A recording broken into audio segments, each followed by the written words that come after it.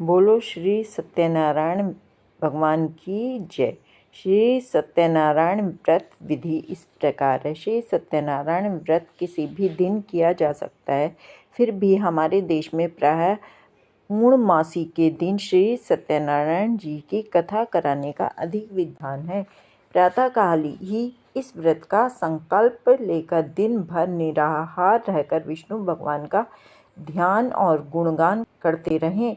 सायंकाल स्नान करके पूजन की तैयारी करें। केले के खंभों और आम के पत्तों के बंधनवार बारों से एक दिन मंडप बनाकर सुंदर चौकी पर भगवान की प्रतिमा की स्थापना करें। पास ही कलश, गणेश जी और नवग्रह भी स्थापित करके पौंड्स शोपवार से पूजन करें। उसके पश्चात ध्यान पूर्वक कथा सुने। कथा इस प्रकार है। एक बार नैमिषारण्य में तपस्या करते हुए शौनकादि ऋषियों ने सूत जी से पूछा कि जिसके करने से मनुष्य मनोवांछित फल प्राप्त कर सकता है, ऐसा व्रत या तप कौन सा है। सूत जी ने कहा, एक बार श्री नारद जी ने भी श्री विष्णु भगवान से ऐसा ही प्रश्न किया था। तब श्री विष्णु भगवान ने उनके सामने जिस व्रत का वर्णन किया था, आज मैं वही आपसे कहता हूँ।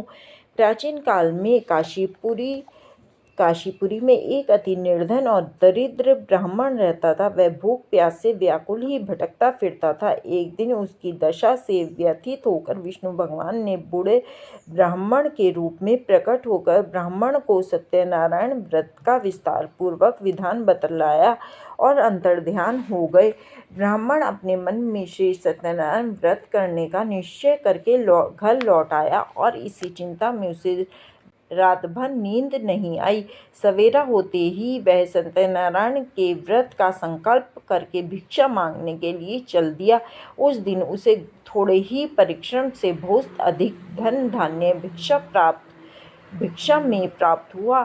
सायंकाल घर पहुंचकर उसने बड़ी श्रद्धा के साथ श्री सत्यनारायण भगवान का विधि पूर्वक पूजन किया। भगवान सत्यदेव की कृपा से वह थोड़े ही दिनों में धनवान हो गया। वह जब तक जीवित रहा तब तक महीने के महीने श्री सत्यनारायण का व्रत और पूजन करता रहा। यह देह छोड़ने के बाद वह विष्णु लोक को चला गया। सूत जी पुनः बोले कि एक दिन वह ब्राह्मण अपने बंधु बांधवों के साथ बैठे ध्यानमग्न हो श्री सत्यदेव की कथा सुन रहे थे। तभी भूख प्यास भूलकर कथा सुनने बैठ गया। कथा की समाप्ति पर उसने प्रसाद ग्रहण किया और जल पिया। फिर उसे ब्राह्मण से इस कथा के बारे में पूछा तो उसने बताया कि यह सत्यनारायण जी का व्रत है जो मनोवांछित फल देने वाला है। पहले मैं बहुत दरिद्र था।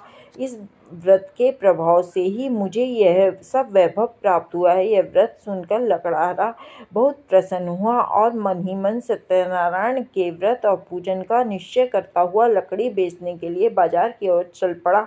उस दिन लकड़हारे को लकड़ियों का दुगना दाम मिला। उन्हीं पैसों से उसने केले, दूध, दही आदि पूजन की सामग्री खरीद ली और घर चला गया। वहां पहुंचकर उसने अपने कुटुंबियों पड़ोसियों को बुलाकर विधि पूर्वक सत्यनारायण का पूजन किया। सत्यनारायण की कृपा से वह थोड़े ही दिनों में संपन्न हो गया। सूत जी ने फिर कहा कि प्राचीन काल में उल्कामुख नामक एक ही राजा हो गया है।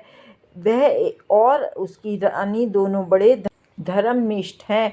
एक समय राजा रानी भवशीला नदी के किनारे श्री सत्यनारायण की कथा सुन रहे थे कि एक बनिया भी वहां पहुंच गया। उसने रत्नों से भरी अपनी नौका को एक किनारे पर लगा दिया और स्वयं पूजा की जगह पर गया। वहां का चमत्कार देख उसने राजा से इसके बारे में पूछा। राजा ने बताया कि हम विष्णु भगवान का पूजन कर रहे हैं। यह व्रत सभी मनोकामनाएं पूर्ण करने वाला है। राजा के वचन सुन और प्रसाद पा बनिया अपने घर चला आया। घर पहुंचकर उसने अपनी पत्नी से व्रत का सब वृत्तांत कहा और संकल्प किया कि मैं भी संतान होने पर यह व्रत करूंगा। उसकी पत्नी का नाम लीलावती था। सत्यदेव की कृपा से वह कुछ ही दिनों बाद गर्भवती हो गई और 10 महीने पूर्ण होने पर उसने एक कन्या को जन्म दिया। कन्या का नाम कलावती रखा गया और वह चंद्रमा की कलाओं के समान नित्य प्रति बढ़ने लगी। एक दिन अवसर पाकर लीलावती ने अपने पति को सत्यदेव का व्रत करने की बात याद दिलाई तो उसने कहा कि मैं यह व्रत कन्या के विवाह के समय करूँगा। यह कहकर बनिया अपने कारोबार में लग गया। जब कन्या विवाह के योग्य हो गई तो उसने दूतों द्वारा खोज कराकर कंचनपुर नगर के एक बनिए के सुंदर, सुशील और गुणवान बालक के साथ लड़की का विवाह कर दिया। फिर भी बनिए ने सत्यनारायण का व्रत नहीं किया। इससे भी सत्यनारायण अप्रसन्न हो गए। कुछ दिनों बाद बनिया अपने दामाद को साथ लेकर समुद्र किनारे सतनसारपुर में व्यापार करने लगा। एक दिन सतनसारपुर के राजा चंद्रकेतु के खजाने से चोरों ने बहुत सा धन चुरा लिया। राजा के सिपाही चोरों का पीछा कर रहे थे। चोरों ने जब देखा कि सिपाहियों से बचना कठिन है तो उन्होंने राजकोष से चुराए हुए तमाम धन को एक जगह फेंक दिया और स्वयं भाग गए। वहीं बनिए का डेरा था। सिपाही चोरों को ढूंढते हुए उसी जगह पहुंच गए और उन्होंने दोनों बनियों को चोर समझकर पकड़ लिया। राजा ने दोनों बनियों को जेल में डालने का आदेश दिया और उनका धन कोष में जमा करा दिया। श्री सत्यदेव के कोष से लीलावती और कलावती भी बड़े दुख से दिन काट रहे थे। एक दिन कलावती भूख प्यास से बहुत व्याकुल होकर एक मंदिर में चली गई। वहाँ श्री सत्यनारायण की कथा हो रही थी। वहाँ बैठकर उसने कथा सुनी और प्रसाद लेकर रात को होने पर घर पहुँची। माता ने जब देरी का कारण पूछा तो उसने सब बात कह दी। उसकी बात सुनकर लीलावती को अपने पति की भूल की बात याद आ गई और उसने श्री सत्यदेव के व्रत का निश्चय किया। उसने अपने बंधु बांधवों को बुलाकर श्रद्धापूर्वक कथा सुनी और विनम्र भाव से आर्द्र होकर प्रार्थना की कि मेरे पति ने संकल्प करके भी जो आपका व्रत नहीं किया उसी से आप अप्रसन्न हुए थे। आप कृपा करके उसका अपराध क्षमा करें। लीलावती के प्रार्थना से श्री सत्यदेव प्रसन्न हो गए। उसी रात्रि में श्री सत्यदेव ने राजा चंद्रकेतु को स्वप्न में दर्शन देकर कहा कि प्रातःकाल होते ही दोनों बनियों को जेल से छोड़ दो और उनका सभी धन उन्हें लौटा दो, वरना पुत्र पौत्र समेत तुम्हारा राज नष्ट हो जाएगा। इतना कहकर सत्यदेव तो अंतर्ध्यान हो गए और राजा ने भी सवेरा होते ही दोनों बंदियों को मुक्ति का आदेश दिया, साथ ही उसका धन उन्हें लौटा दिया और बहुत सम्मान पूर्वक उन्हें विदा किया।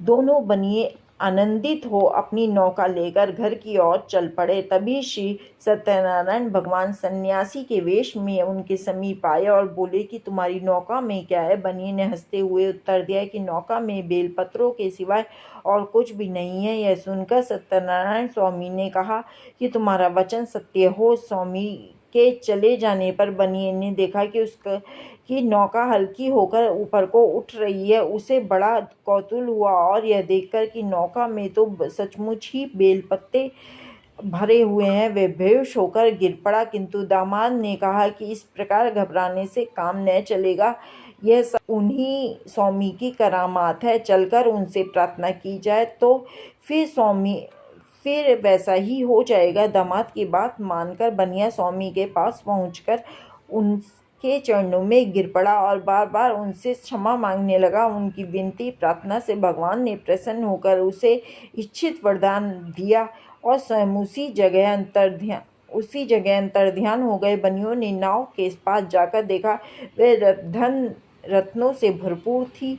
तब उन्होंने वहीं श्री सत्यदेव का पूजन किया और कथा सुनी। फिर वह घर की ओर चल दिए। अपने नगर के समीप पहुंचकर बनिए ने लीलावती के पास अपने आने का समाचार भेजा। लीलावती उस समय श्री सत्यनारायण की कथा सुन रही थी। उसने अपनी पुत्री कलावती से कहा कि तुम्हारे और पिता आ गए हैं, मैं उनके स्वागत के लिए चलती हूँ। तुम भी प्रसाद लेकर शीघ्र ही नदी तट पर पहुँच जाना। कलावती प्रसन्नता के कारण इतनी विमुग्ध हो गई कि वह कथा का प्रसाद लेना भी भूल गई और तुरंत ही नदी के तट की ओर दौड़ पड़ी। वह ज्यों ही नदी किनारे पहुंची त्यों ही उसके पति समेत नौका जल में डूब गई। यह देख बनिया हाहाकार करके छाती पीटने लगा। लीलावती भी दामाद के शोक में विलाप करने लगी और कलावती अपने पति के खड़ाई लेकर सती के होने का उद्यत हुई। तभी आकाशवाणी हुई कि हे मणिके, तेरी कन्या सत्यनारायण के प्रसाद का निरादर करके पति से मिलने के लिए आतुर होकर दौड़ी आई है। यह वह प्रसाद लेकर फिर आए तो उसका पति जी उठेगा। यह सुनकर कलावती घर की ओर दौड़ गई और श्री सत्यनारायण का प्रसाद लेकर नदी के किनारे आई तो क्या देखती है कि उसके पति समेत नौका जल पर तैर रही है। यह देख बनिया भी प्रसन्न हो गया और अपने घर पहुंच गया। वह जब तक जीवित रहा तब तक श्री सत्यदेव का व्रत करता रहा तथा श्रद्धापूर्वक कथा सुनता रहा। इसके पश्चात सूत जी बोले कि एक समय तुंगध्वज राजा शिकार खेलने के लिए वन गया हुआ था। वहां उसने देखा एक बरगद के वृक्ष के नीचे बहुत से गोप ग्वाल इकट्ठे होकर सत्यनारायण की कथा सुन रहे हैं। राजा ने न तो सत्यनारायण को नमस्कार किया और न पूजन के पास ही गया। गोपगण राजा को देखकर स्वयं प्रसाद लेकर उसके पास आए और प्रसाद राजा के सामने रख दिया। राजा ने प्रसाद की कुछ परवाह न की और महल की ओर चला गया। राजद्वार पर पहुंचते ही राजा को मालूम हुआ कि उसके पुत्र पौत्रों और धन संपत्ति सब नष्ट हो गए हैं। उसे वन की घटना स्मरण हो आई और उसने विचार किया कि श्री सत्यदेव के प्रसाद का निरादर करने के कारण ही मुझे यह दुख प्राप्त हुआ है। यह सोचकर राजा पुनः वन में दौड़ा गया और सब ग्वालों के साथ मिलकर श्रद्धा और भक्ति के साथ श्री सत्यदेव का पूजन करके प्रसाद ग्रहण किया। इसके बाद वह घर लौटा आया तो उसके मृत पुत्र पौत्री भी जी उठे और नष्ट हुई संपत्ति भी ज्यों की त्यों हो गई। तब से राजा समय समय पर श्री सत्यदेव का व्रत और पूजन करता रहा। जिन्होंने पहले इस व्रत को किया है अब उनके दूसरे जन्म की कथा कहता हूँ। वृद्ध सतानंद ब्राह्मण ने सुदामा का जन्म लेकर मोक्ष को पाया। उल्लाखमुख नामक का राजा दशरथ होकर वैकुंठ को प्राप्त हुआ। साधु नामक के बनिए मोरध्वज बनकर अपने पुत्र को आरों से चीरकर मोक्ष को प्राप्त किया। महाराज तुंगध्वज ने स्वयं भू होकर भगवान में भक्ति युक्त कर मोक्ष प्राप्त किया। बोलो सत्य।